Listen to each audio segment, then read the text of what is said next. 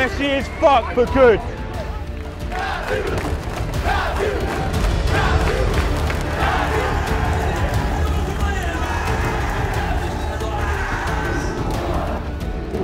This is a lesson.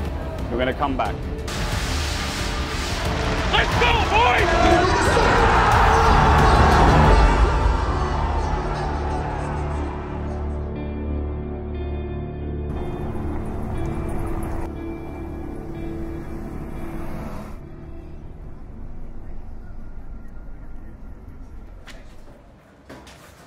I have your seat back. All right, so do you want some last minute info? Gladly. Right, so they seem to prefer, on border, they prefer top bomb side defense first and then vent secondary. They will just generally, if they can go top, they will go top. So on armory lockers, they go mirror, smoke, Jaeger, bandit, and pulse. Sometimes they take frost. Yeah, we saw that. I've got serious dry mouth. Must mean that the game's close. So I'm Shaz, or Tom. Basically, I can be anything under the sun. I could be a nanny, I could be just looking analytics at the opponents, I could be looking at our own strats, all the way back to, again, like banning what maps do they play and what maps do we play and should we pick up a new map. Just need to keep calm when you're on stage, boys, because these guys are going to be more nervous than us, so just let them shake themselves apart.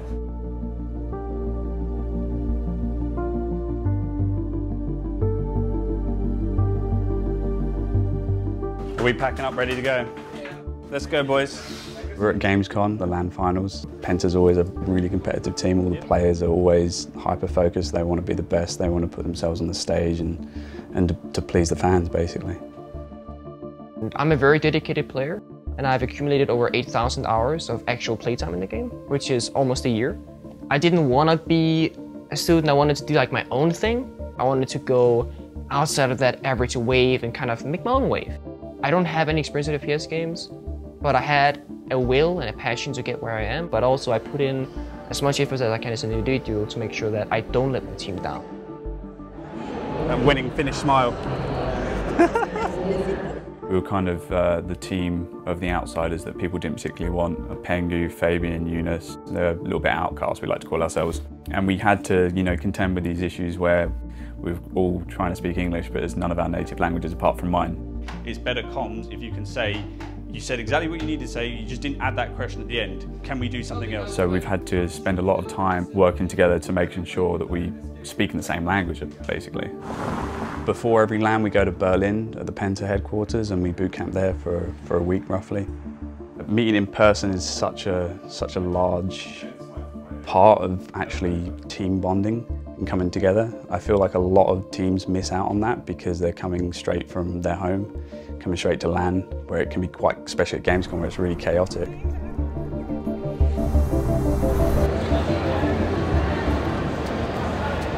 Penta against Team Font. Let them hear your support here at Gamescom. I've always kind of been in the background, organising the players, really working out any issues and working out, trying to grow these people into the certain roles that we needed within the team.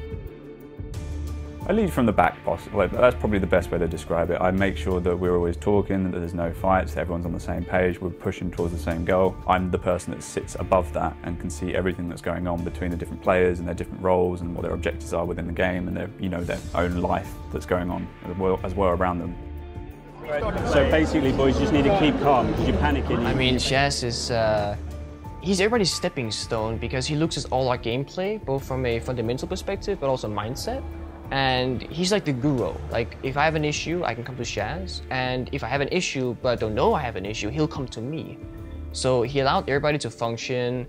Even though it's only 10% better, that 10% makes all the difference. Penta, ladies and gentlemen, are going to the grand final! Boys, come on. Messy as fuck, but good. Fucking good. Next one, elevate. Take it back the entire way. We got an hour. Shaz could probably be my father at this point. He feels that father figure for me that I've never had. I talked to the guy about girls, about private stuff, about hardships, and he's just always there for a good talk. But it's just a mind game, boys. Like, today we let it slip just now a little bit. We need to pin down the mind game, yeah? Fucking shaking like fuck. So Elevate banned Consulate, banned Border and banned Coastline. It could be a Coastline game. I reckon it's going to be a Coastline game. It is grand finals time. Can he grab a third? No, he grabs two. Cadence gets it. And it looks like Penta Sports is going to be the champions here. They're going to be Boys! Again, here we are! And that was the first time that I realized how much it could mean to me.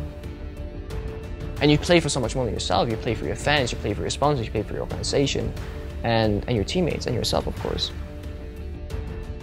All the hard work, all the time, just makes it all worth it.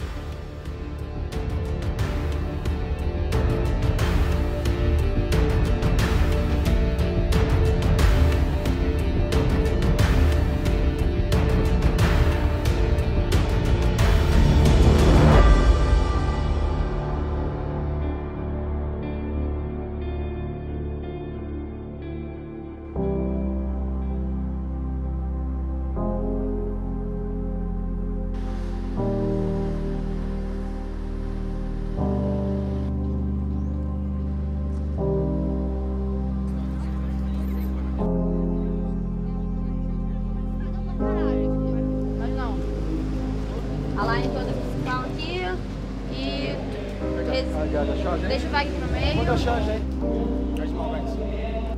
Black Dragons contra Penta.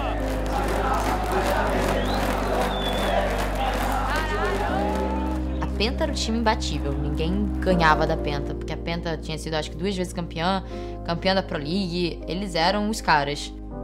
Their coach was actually shitting himself. He's new, he's still learning, but basically he wasn't expecting the picks and bans. You can see it in his face. So we're good to go, boys. We are very good.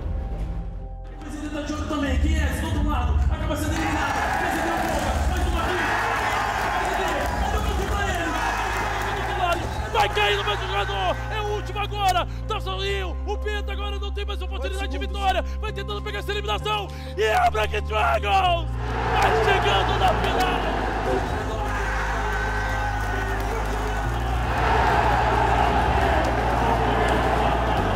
We had an element of overconfidence coming out of year 2, season 2, which is why I think we probably performed so bad in Brazil.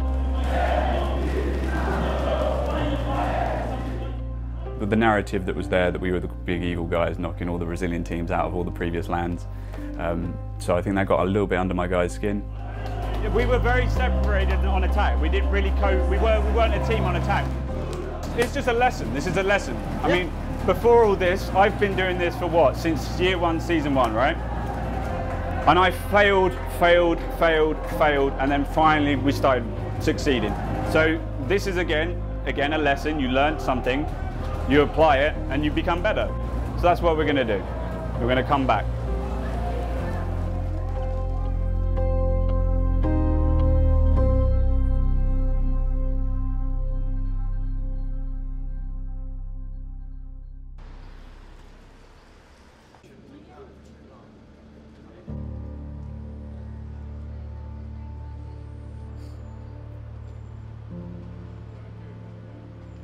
I'd been working like my day job, and I've basically been coaching as well, so I've been doing a lot of hours leading up to it. It was like say goodbye to your life, buckle down for 3 months in the preparation for Brazil, so it was like a massive blow.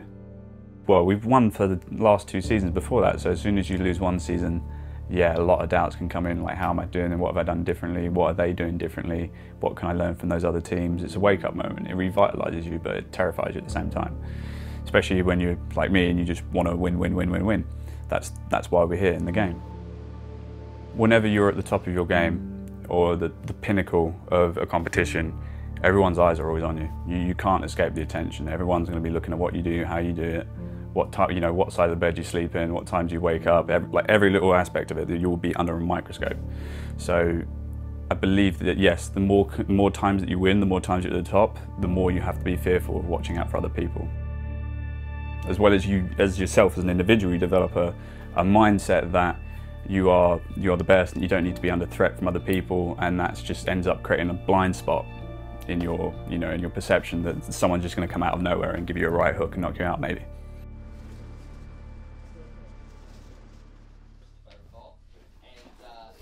Sorry, the chaos of my mind. There we go. So a lot of my time as a coach is spent looking at this kind of stuff where I'm watching what the other teams are doing.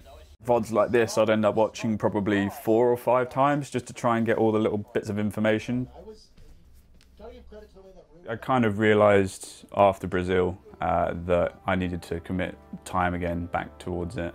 You know, if you're ever in esports, in my position, it's a little bit iffy. You don't know what's going to happen in life, what's going to go on. It's all chaotic but brilliant at the same time. So I kind of had a bit of an epiphany, just to sit down and really think about it, and I wanted to do something that I'm passionate about, so I put more time into this, cut back on the day job, just so I can really commit to the guys, because they deserve it. They spend their life at the moment playing the game and really making sure they're up to par. So if I expect them to put the work in, I should as well.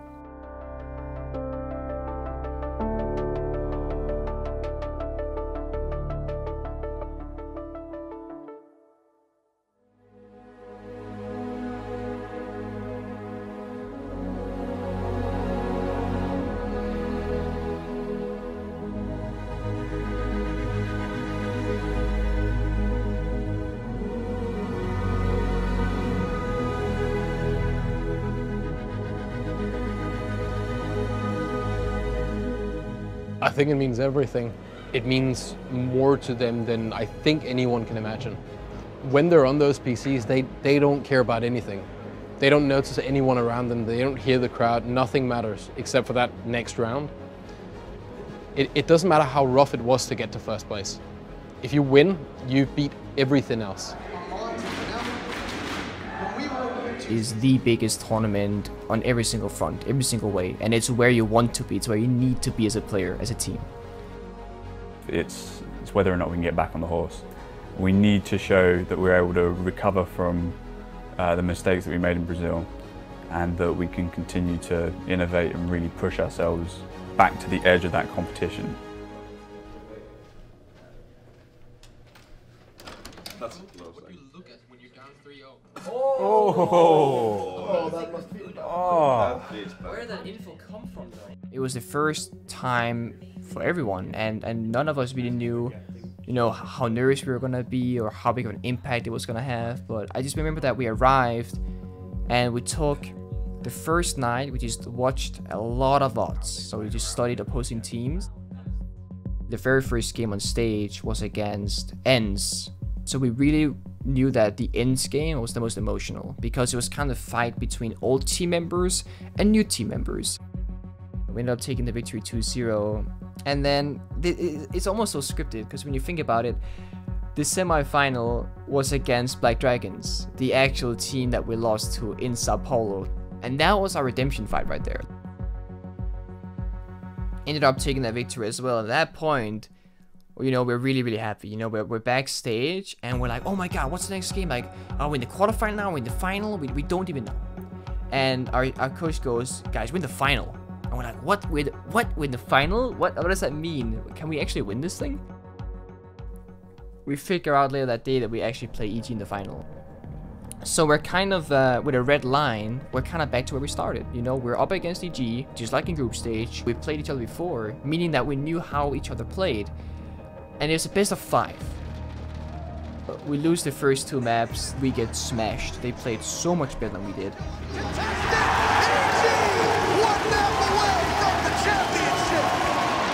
go, boys! Fucking fantastic map. Fantastic. Listen to me.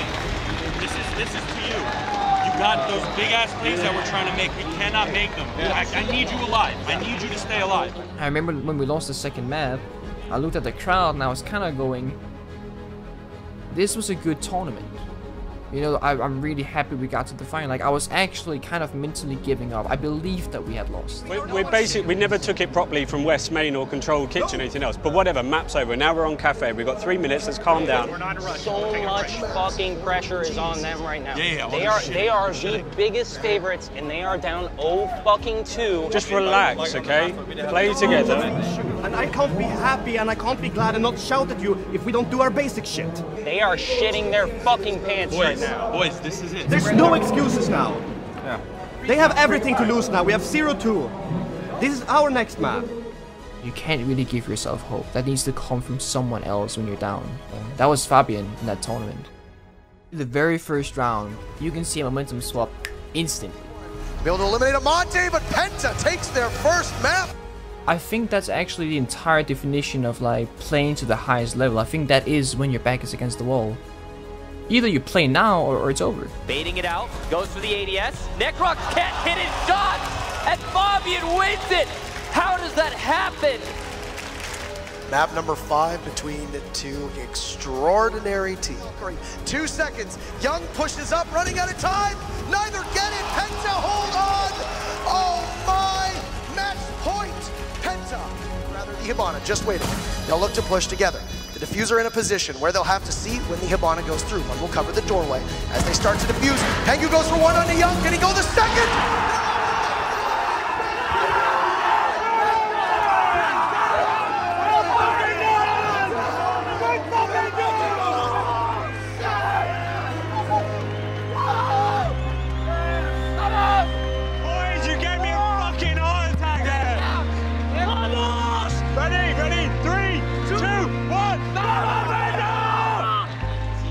Winning felt like hours, right? Time stopped completely.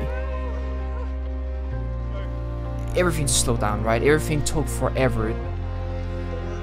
Then we shook their hand and looking at them and how devastated they were, that took forever as well. It was like I think it was a minute maybe max we were there, but it felt like it was so much longer. Good job, buddy. Congrats. Don't take it too much, okay? Come on. We love you. We fucking love you. We all fucking love you.